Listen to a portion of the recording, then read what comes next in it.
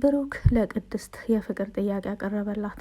ቅድስትም የብሩክን የፍቅር ጥያቄ ከመመለሷ በፊት ያስቀመጠቻቸው አንዳንድ መስፈርቶች አሉ። የእነ ብሩክ ቤት በፍቅር በደስታ ተሞልቷል። ይሁን እንጂ ሞገስ በሀዘን ተውጧል። ለመሆኑ ሞገስ ምን ሆኖ ነው የሚያለቅሰው? እንደዚሁስ የቅድስት መስፈርት ምን ምን አይነት ነበሩ? የሚሉትን ይዤላችሁ ነው የመጣሁት።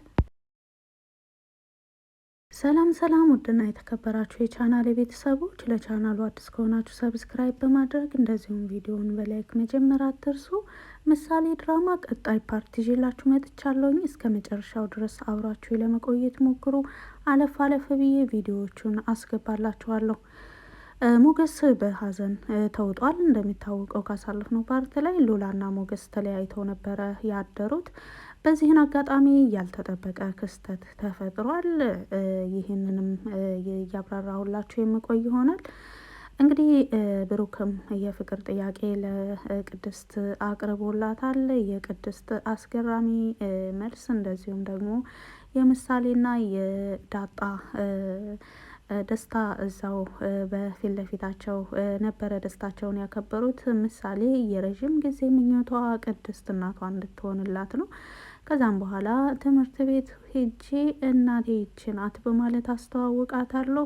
እናቴ ይሄን አድርጋልኝ፣ እናቴ ይሄን አድርጋልኝ እያልኩ ሁሉ ለጓደኞቼ እናገራለሁ በማለት ለዳጣ ስትነግራት፣ ዳጣም ልክ እንደ ታላቅ እህት የምሳሌን ሀሳብ በመረዳት ይህ ማለት ከአሁን በፊት ትምህርት ቤት ያሉ ልጆች ያናድዱሻል፣ በእናት ያስቀኑሻል ማለት ነው በማለት ስሜቷን ተረድታ ጠይቃት ነበረ።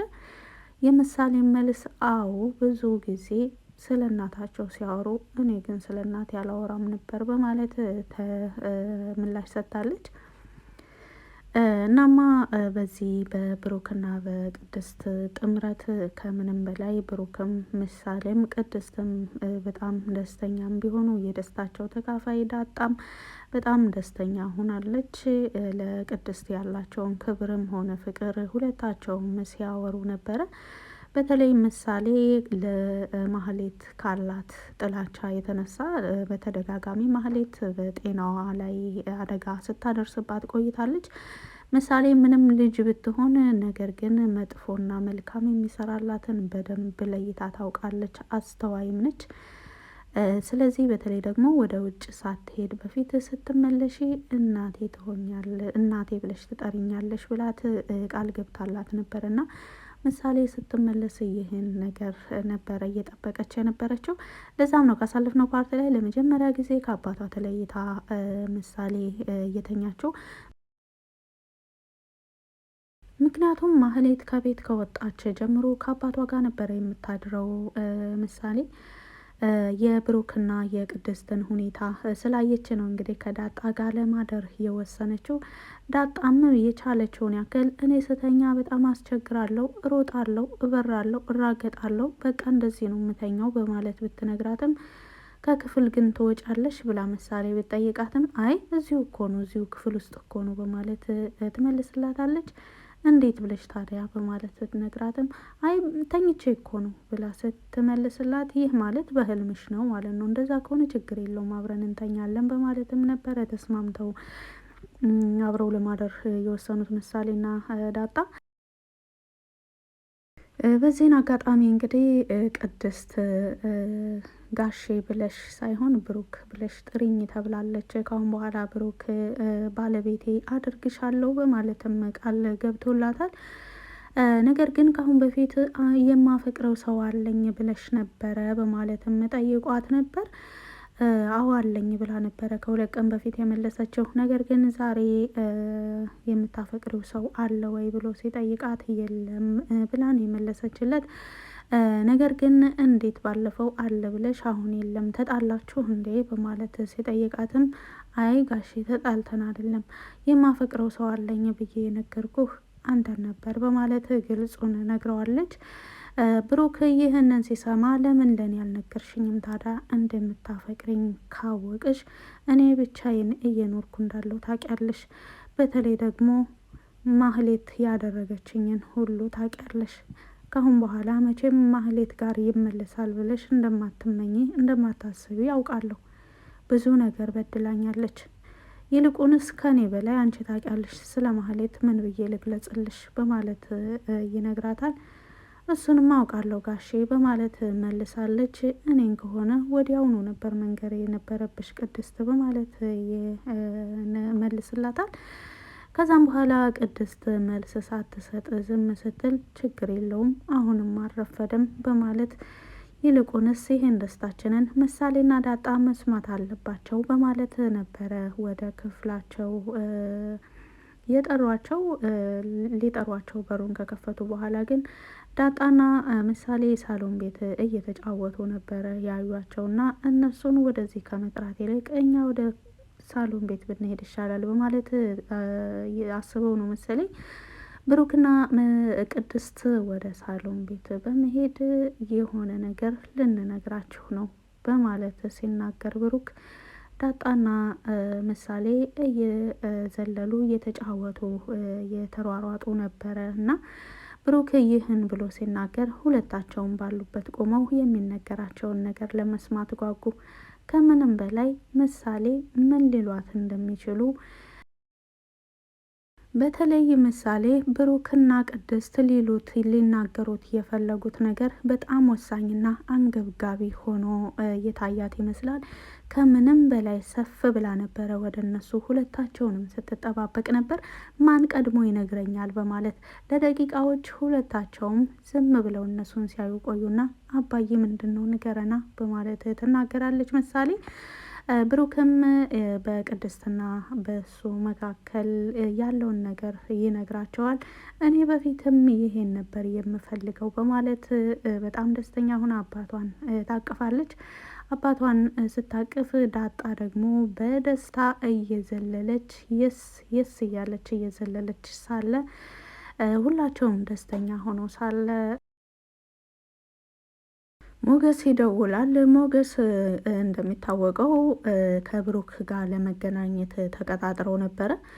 ከብሩክ ጋር ለመገናኘት የተቀጣጠሩት እንደሚታወቀው ከሉላ ጋር ወደ ራቅ ወዳለ ሰፈር ሄዶ ከተደበቀበት ቦታ እንደሚታወቀው ካሳለፍነው ፓርት ላይ ዝና እዛው ድረስ ሄዶ ስላገኘው ከዛ አካባቢ ወደ ሌላ አቅጣጫ ወደ ሌላ ሰፈር ሄዷል። ይሁን እንጂ ከብሩክ ጋር ለመገናኘት ነበረ ወደ ዳጣ የደወለው። የብሩክ ስልክ ስላልሰራለት ለዳጣ ይደውላል።